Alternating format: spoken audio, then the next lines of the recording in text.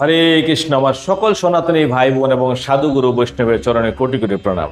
আজকে আপনাকে আমি শোনাতে যাচ্ছি শ্রীমদ্ ভগবদ গীতার 2 নম্বর অধ্যায়ের মাহাত্ম্য কথা।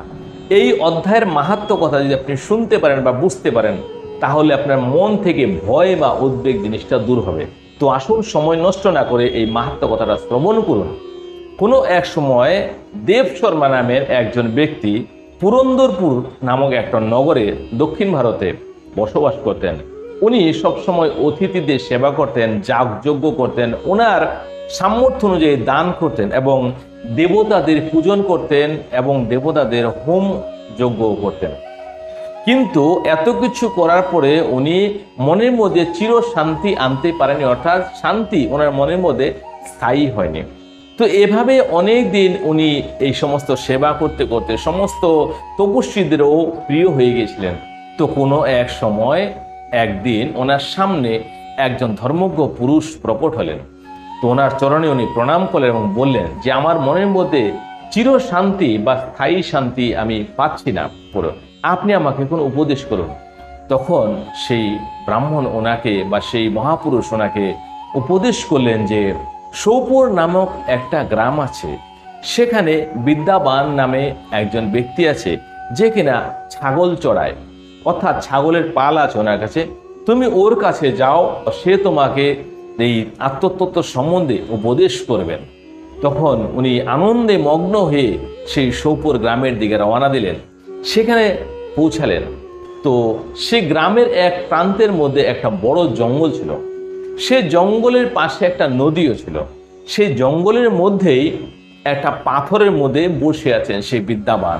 দেবশর্মা বিদ্যাবানকে দেখে বুঝতে পেরে গেছেন যে ইনি সেই মহাপুরুষ, ইনি আমাকে উপদেশ করবেন। কেননা ওনার যে দৃষ্টি ছিল, এই দৃষ্টিতে মনে হচ্ছিল পৃথিবীর মধ্যে অমৃতের বর্ষা পড়ছে। মনে হচ্ছে যেন পশু পাখির মধ্যে এমনভাবে প্রেম ভরে দিচ্ছে। কেননা উনি যেখানে বসেছিল তার চারপাশে সমস্ত জীবজন্তু ছিল, হিংস্র বা নরমাল ছাগল দল ছিল, হরিণের দল ছিল, বাঘ ছিল, ভাল্লুক ছিল, কিন্তু তার মাঝখানে উনি বসে আছেন। তবু কেউ ওনাকে কিছু করছে না এবং বাকিরাও কেউ কোনো ঝগড়াঝাটি বা স্বীকার করছে না, শান্তভাবে সব বসে আছে। ওনার চোখের দৃষ্টি দিকে তাকিয়ে উনি বুঝতে পেরে গেছে এ কেমন ধরনের মহাপুরুষ, যে চারিদিকে যে সমস্ত পশুরা সবসময় হিংসাবৃত্তি করে তারা কি করে শান্ত হয়ে বসে আছে, একে অপরের সাথে বসে আছে। তো উনি দূর থেকে প্রণাম জানালেন। তখন একটু ধ্যানমগ্ন অবস্থায় হয়তো ছিলেন উনি, তো মাথা দিয়ে ইশারা করে ওনার নমস্কার স্বীকার করলেন এবং সামনে গিয়ে উনি ওনাকে প্রণাম করলেন। তারপরে পাশে বসলেন। তখন ওনাকে বললেন যে আমি আপনার কাছ থেকে আত্মতত্ত্ব সম্বন্ধে কিছু জ্ঞান নিতে এসেছি, আমাকে অমুক মহাপুরুষ পাঠিয়েছেন। তখন উনি বললেন, দেখো এই ব্যাপারে আমি তোমাকে কি বলবো, আমাকে একটু সময় দাও। খুব চিন্তা ভাবনা করে উনি বললেন যে আমি কোনো এক সময় শুধু এরকম ছাগলেরই। উনি একটু সময় নিলেন, সময় নিয়ে পরে বলতে লাগলেন যে কোনো এক সময় আমি এই ছাগলের পালটাকে রক্ষা করতাম।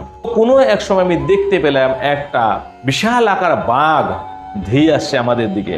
তখন আমি বুঝতে পেলাম আজকে আমি মরে গেলাম। তখন আমি বুঝতে পারলাম এই বাঘ আমাকে শিকার করবে। আমি একটু চালাকি করে ছাগলের দলকে সামনে করে দিলাম, পিছন দিয়ে আমি পালাতে চেষ্টা করলাম। তখনই দেখছি সেই দলের থেকে একটা ছাগল বেরিয়ে এসে সেই বাঘের সামনে গিয়ে নদীর কিনারে গিয়ে পৌঁছালো। বাঘের সামনে যখন দাঁড়ালো, বাঘও চুপচাপ দাঁড়িয়েছে, একে অপরে মুখ দেখা দেখি করছে। বাঘকে বলছে, হে বাঘ মহাশয়, আজকে তো আপনি অভীষ্ট ভোজন পেয়েছেন, আপনি আমার শরীর থেকে মাংস বের করে আহার করুন, আপনি তৃপ্ত হন।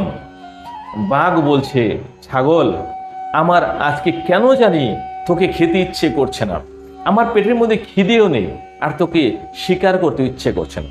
ছাগল বলছে, তুই এতক্ষণ কেন তুমি দাঁড়িয়ে আছো? তোমার সামনে আহার চলে এসে তারপর তুমি গ্রহণ করছো না, বৃথা কেন সময় নষ্ট করছো? আমার মাংস খেয়ে তুমি তৃপ্ত হয়ে যাও। বাঘ বলছে, আমি জানি না কেন আমার মধ্যে এই পরিবর্তনের সেই জায়গাটার মধ্যে কোনো কিছু আছে মনে হচ্ছে। ছাগল বলছে, আমারও যেন কেমন মনে হচ্ছে, নির্ভয় হয়ে আমি তোর কাছে চলে এসেছি। তখন দুজনেই একটা সংকটে পড়ে গেল।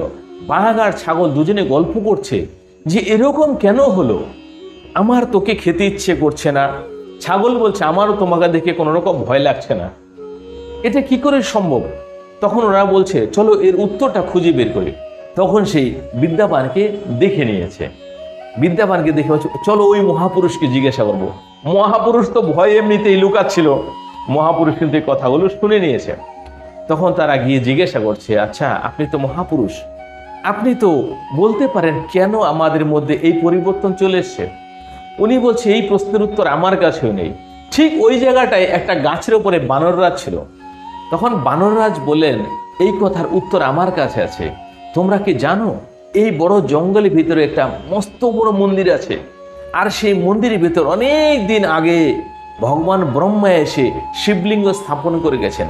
এখানে সোম শর্মা নামে একজন ব্যক্তি থাকতেন, উনি এই মন্দিরে পরিচর্যা করতেন। সব সময় এই বাগান থেকে ফল নিয়ে এসে ভগবানকে অর্পণ করতেন, আর এই নদী থেকে জল নিয়ে এসে ভগবানকে প্রতিদিন স্নান করাতেন। এইভাবে ভগবানের সেবা করতে করতে কোনো একদিন সেই মন্দিরের মধ্যে একজন অতিথি আসেন। সেই অতিথিকে দেখে সুশর্মা বলছে যে আজকে আমার জীবন ধন্য হয়ে গেল, আমার সমস্ত কর্ম, আমার সমস্ত তপস্যার ফল আমি পেয়ে গেছি। আপনার মতো অতিথিকে দেখে আমার মন প্রসন্ন হয়ে গেল। এই কথা শুনে অতিথির মন ও আনন্দে গদগদ হয়ে গেল। তখন উনি কি করেছে, সেই মন্দিরের মধ্যে একটা বড় পাথরের মধ্যে শ্রীমদ্ ভগবদ গীতার 2 নম্বর অধ্যায়টা লিখে দিলেন। লিখে দিয়ে বললেন তুমি যেহেতু আমাকে এইভাবে সেবা করেছো এবং আমার জন্য এতটাই প্রসন্ন হয়ে গেছো, তাহলে তুমি এই 2 নম্বর অধ্যায়টাও প্রতিদিন পাঠ করো, তাহলে তুমি আত্মতত্ত্ব সম্বন্ধে জানতে পারবে। এবং সেখানে সুশর্মা প্রতিদিন এই শ্রীমদ্ ভগবদ গীতার 2 নম্বর অধ্যায়টা পাঠ করলেন।